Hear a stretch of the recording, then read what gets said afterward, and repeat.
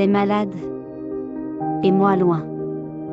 Le prix de l'immigration, ce n'est pas l'absence aux fêtes, ce n'est pas les anniversaires qu'on regarde à travers un écran, ni les sourires qu'on devine entre 2 pixels, ce n'est pas les tables sans nous, les gâteaux qu'on ne goûte pas, les bougies qu'on ne souffle pas, parce que ça, on s'y habitue, on apprend à être là sans l'être, à répondre aux messages en retard, à prétendre qu'on va bien et à dire que ce n'est pas grave,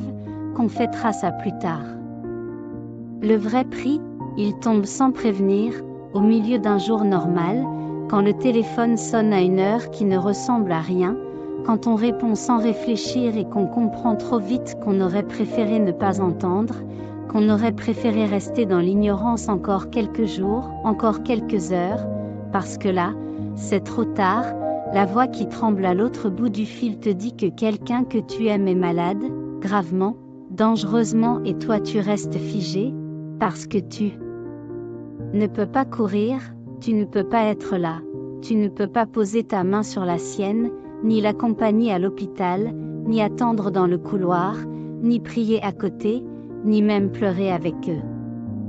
Tu raccroches et tu restes seul, debout dans une cuisine vide, dans un salon étranger, dans une ville et un pays qui n'ont jamais été vraiment à toi et tu fais ce qu'on fait tous les jours. Tu respires, tu t'habilles, tu sors, tu fais semblant que ça va, mais dedans, au fond de toi, quelque chose s'est brisé en 1000 morceaux et il n'y a personne pour le voir, ni pour le porter avec toi. Il n'y a personne pour comprendre ce que ça coûte d'être absent au moment où il fallait être là, pas pour faire la fête, mais pour tenir la main de celui qui vacille. Voilà le prix, un prix qu'aucune valeur monétaire ne pourra couvrir. Un prix qu'on paie avec les larmes, avec le stress qu'on cache derrière des gestes, avec le chagrin qui ne se dit pas parce qu'il n'a pas de place dans les conversations quotidiennes. Et ce n'est pas l'éloignement, ce n'est pas la distance, c'est ce manque qu'on ne rattrape jamais, ce moment qu'on a perdu loin de ceux qu'on aime, cette impuissance qu'on avale en silence pendant que le monde continue comme si de rien n'était, cette culpabilité qui s'installe sans prévenir et qui ne repart jamais.